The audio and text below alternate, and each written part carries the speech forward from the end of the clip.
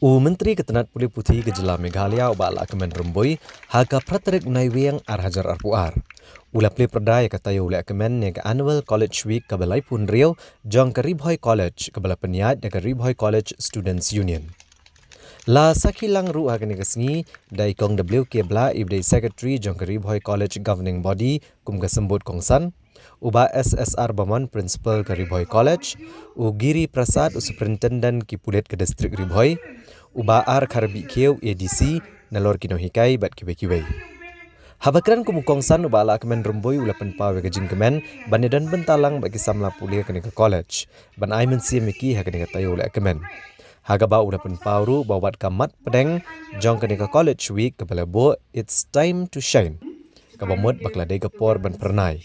Bat ula pensyong nong rem bakum ki samla Pule ki dai banang banjet iglenti haga jing jongki. Namar kapor kakela na kabai kesni shkawai pat kat kum kajing yat bat kum kajing telun jong kapor. Haga ba ki eru ki ai kelaman kesni. Shu ulaong baban long ki ba pernai haga jing Ki samla ki don kam bandon ke jing mut jing perkat ka ba syampang bakin jet iglenti jong kajing jongki.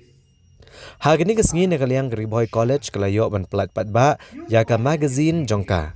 Mat nak kaliang kongsan ula Plie Pyrda ya kena Taiew lehkmen jong samla Pule jong kena college. In Ri Bhoi College, the theme is it's time to shine.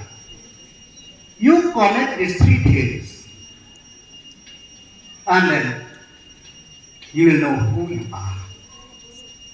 These three themes are very important and interconnected.